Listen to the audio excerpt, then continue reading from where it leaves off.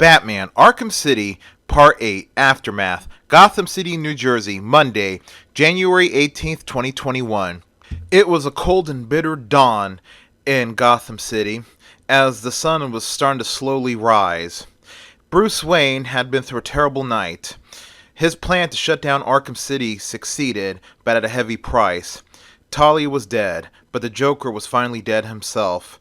And now Bruce Wayne was on top of the Monarch playing card factory, putting away his now badly damaged Batsuit into the transport vault. After he did that, he decided to rip his business suit to make it match how he was physically looking, beat up, cut up, and bruised. Then he climbs down the old factory and makes his way slowly through the burning ruins of Arkham City and made his way to the Church Medical Center. He arrives and he pounds on the door of the old church. After several seconds, the door finally opens up. It was answered by none other than Aaron Cash, and Aaron Cash was surprised to see it was Bruce Wayne, and he says aloud, "My God, it's Bruce Wayne." And then he says to Bruce, "Come in, Mr. Wayne, hurry up, come in." Well, Bruce was inside the Church Medical Center, and everyone was surprised to see him. But there was one person who was very happy to see him, and it was Vicky Vale. She says, "Oh, thank God, Bruce, you're still alive." As she hugs Bruce, Bruce goes, "Ugh!" And Vicky's like, "Oh my God, I'm sorry. Are you hurt?" she asked him.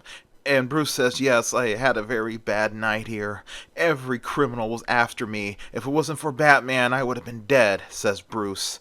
And then Aaron says to one of the doctors, "Quickly, look over Mr. Wayne, see if he's badly hurt." And one of the doctors says, "Yes, Mr. Cash." And the doctor instructed Bruce Wayne to follow her.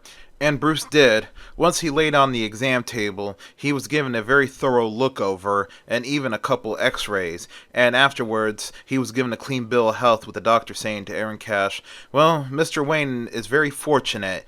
He only just has your garden variety bumps and bruises and minor scrapes, but he'll be fine," she says.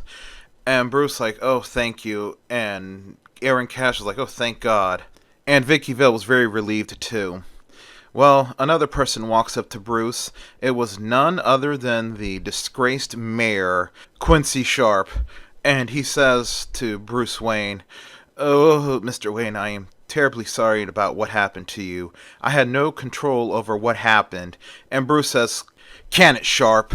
You best believe when I get out of here, I'm going to do everything in my power to make sure you are removed from office." And everybody started clapping in the medical center. Then Sharp walks away in shame, head hanging low. He was heading towards the old altar to be by himself. As that was happening, one of the MPTs comes up to Aaron Cash and whispers something in his ears, and then Cash says to the man, "All right, tell the rest to get ready."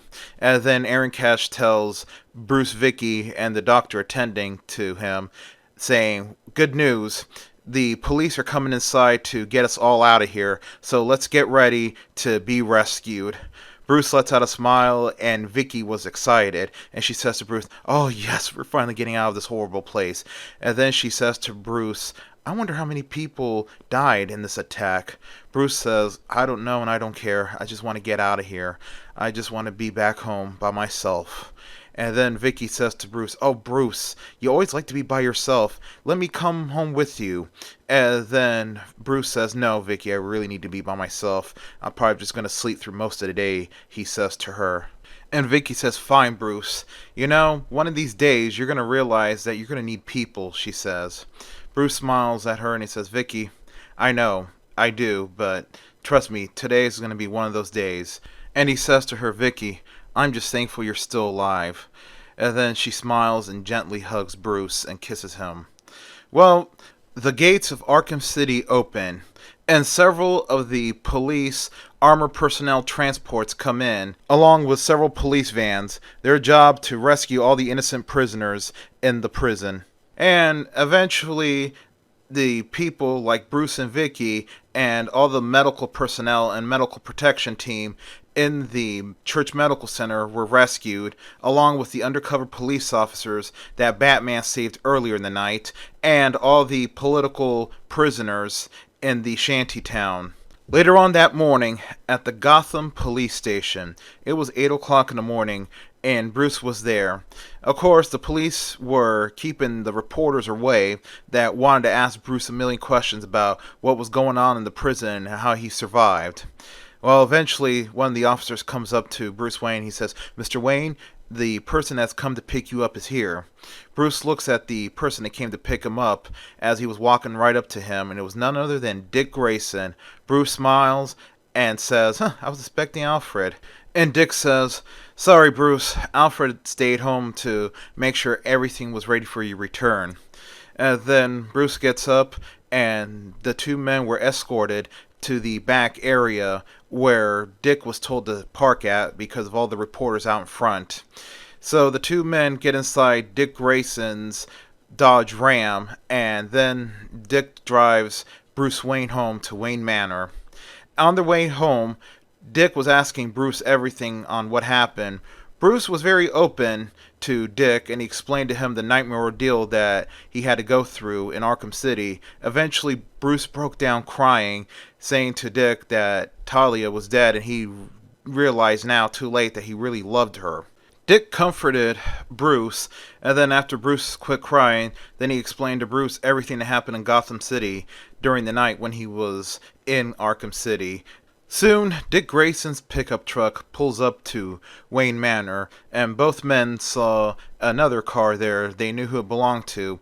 It was a standard Ford Mustang. It was hot pink. It belonged to Kathy Kane, aka Oracle. And then as the two men walked up to the front door of Wayne Manor, the door opens wide. It was Alfred, and he says, "Oh, thank God, Master Bruce, you're safe."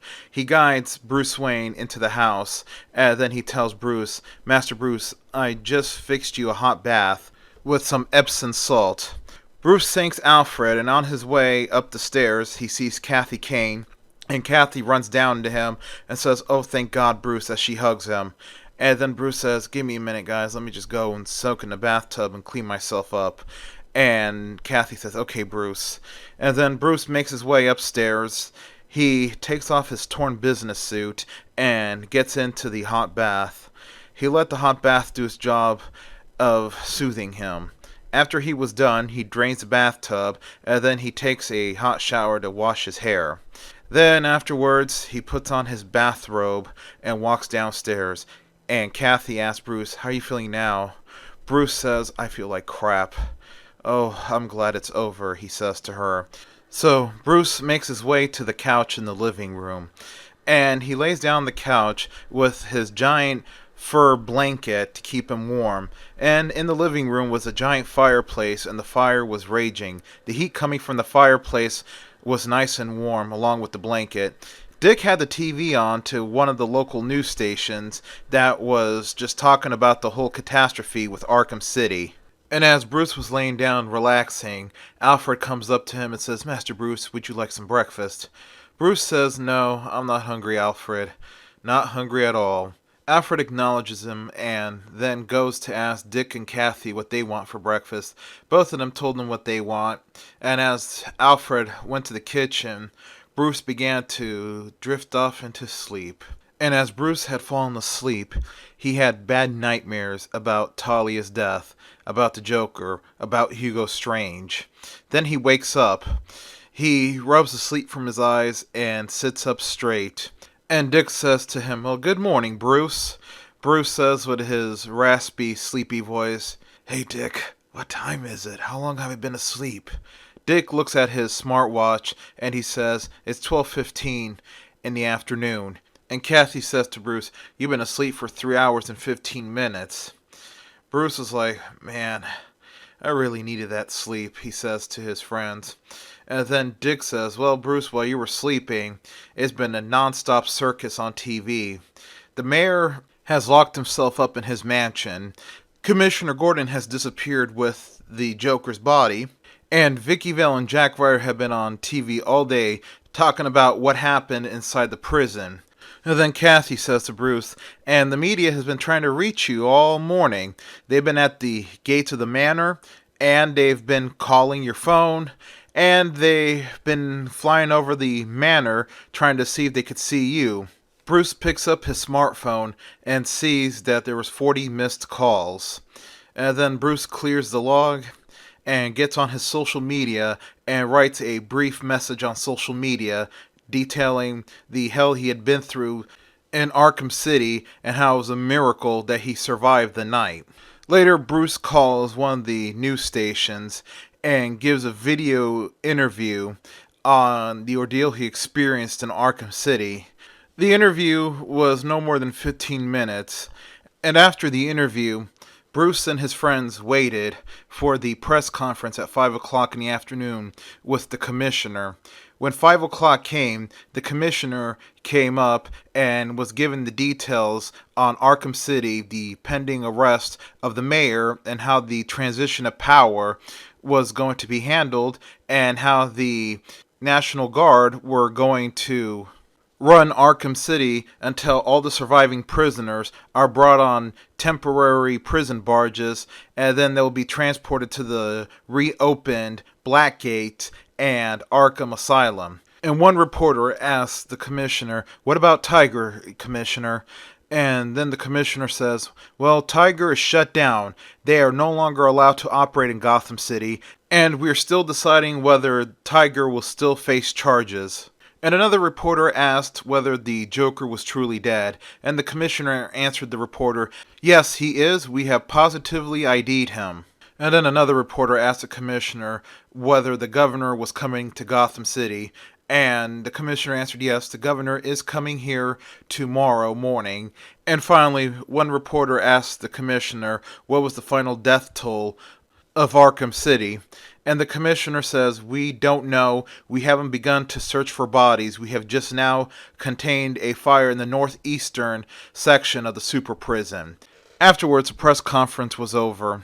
And before Bruce Wayne turned off the TV, he saw that the anchor lady was announcing that the governor of New Jersey was going to speak. But Bruce didn't care, and he turns off the TV. Then Bruce turns to Alfred and asks Alfred about the bat suit.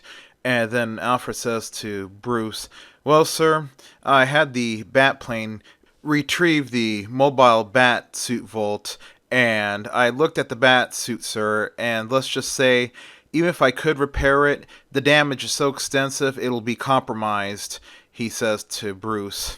Then Bruce says to Alfred, "Well, get rid of it and bring out the final spare."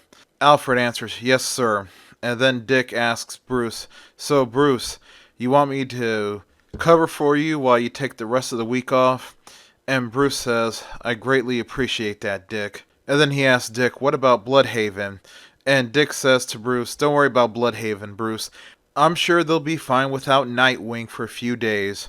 Bruce smiles and thanks Dick. And then he says to Dick, "You want to use the Batmobile for your duration here?" And Dick says to Bruce, "No, I got the Nightbird cycle here in the Batcave." And Bruce says to Dick, "Well, Dick, you know this is the middle of winter. It'll be a lot warmer in the Batmobile." And Dick smiles and says, "Sure, I wouldn't mind driving around the Batmobile." And Bruce smiles back at him and says, "Alright, just tell Alfred so he can give you access to the Batmobile." Later on that night, Nightwing was out on patrol while Oracle was in her clock tower being the electronic eyes and ears for Nightwing. While Bruce decided to go to bed, as he was getting ready for bed, he walks over to the giant window of his bedroom and looks outside and sees that it began to snow again. And all Bruce can do was think about Talia, the love of his life, now gone. Like and subscribe. The end.